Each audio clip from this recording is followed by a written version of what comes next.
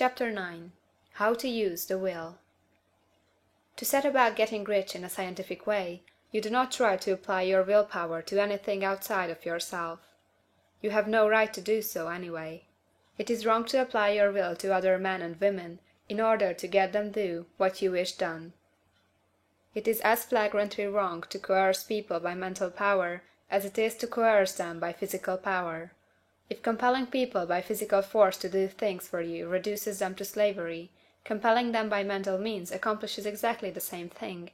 The only difference is in methods. If taking things from people by physical force is robbery, then taking things by mental force is robbery also. There is no difference in principle. You have no right to use your will power upon another person, even for his own good, for you do not know what is for his good.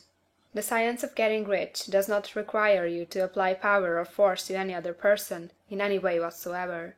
There is not the slightest necessity for doing so. Indeed, any attempt to use your will upon others will only tend to defeat your purpose. You do not need to apply your will to things in order to compel them to come to you.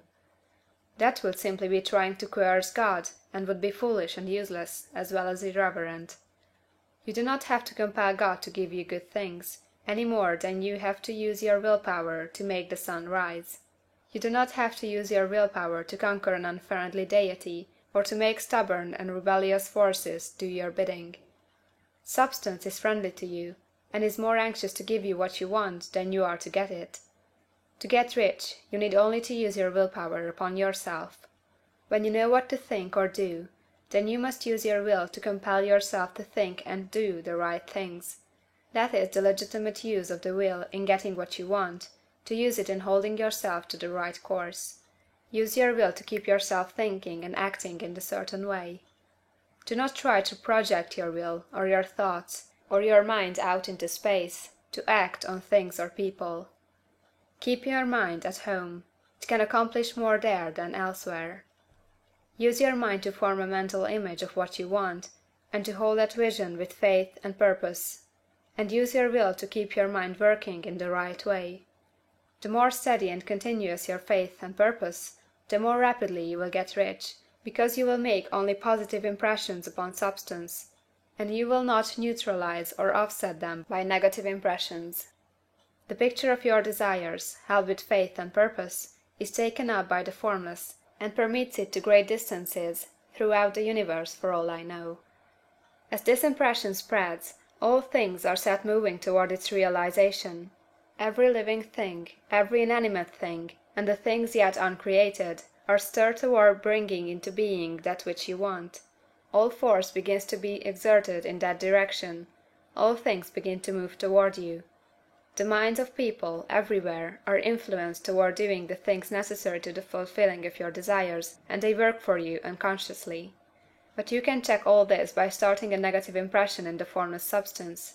Doubt or unbelief is as certain to start a movement away from you as faith and purpose are to start one toward you. It is by not understanding this that most people who try to make use of mental science in getting rich make their failure. Every hour and moment you spend in giving heed to doubts and fears, every hour you spend in worry, every hour in which your soul is possessed by unbelief, sets a current away from you in the whole domain of intelligent substance. All the promises are unto them that believe, and unto them only. Notice how insistent Jesus was upon his point of belief, and now you know the reason why.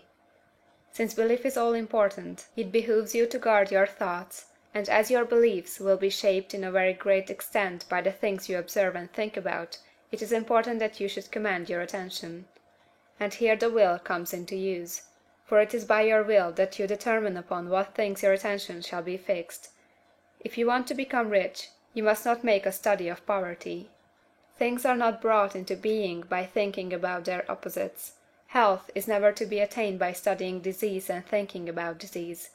Righteousness is not to be promoted by studying sin and thinking about sin. And no one ever got rich by studying poverty and thinking about poverty. Medicine as a science of disease has increased disease. Religion as science of sin has promoted sin, and economics as a study of poverty will fill the world with wretchedness and want. Do not talk about poverty, do not investigate it or concern yourself with it. Never mind what its causes are. You have nothing to do with them. What concerns you is the cure. Do not spend your time in charitable work or charity movements.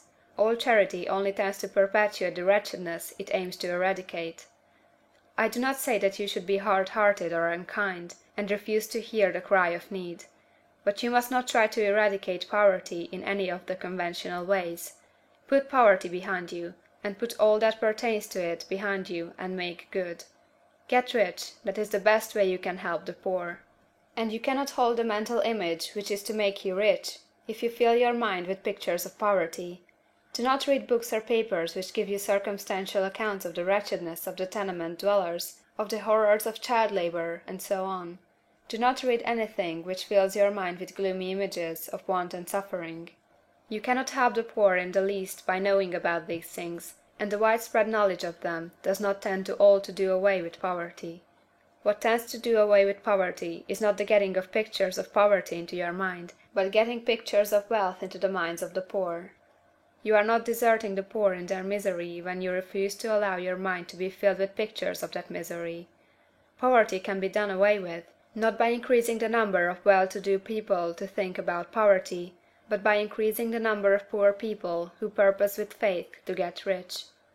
The poor do not need charity, they need inspiration. Charity only sends them a loaf of bread to keep them alive in their wretchedness, or gives them an entertainment to make them forget for an hour or two, but inspiration will cause them to rise out of their misery. If you want to help the poor, demonstrate to them that they can become rich. Prove it by getting rich yourself. The only way in which poverty will ever be banished from this world is by getting a large and constantly increasing number of people to practice the teaching of this book. People must be taught to become rich by creation, not by competition. Every man who becomes rich by competition throws down behind him the ladder by which he rises, and keeps others down. But every man who gets rich by creation opens a way for thousands to follow him, and inspires them to do so. You are not showing hardness of heart or an unfeeling disposition when you refuse to pity poverty, see poverty, read about poverty, or think and talk about it, or to listen to those who do talk about it. Use your willpower to keep your mind off the subject of poverty, and to keep it fixed with faith and purpose on the vision of what you want. End of chapter 9.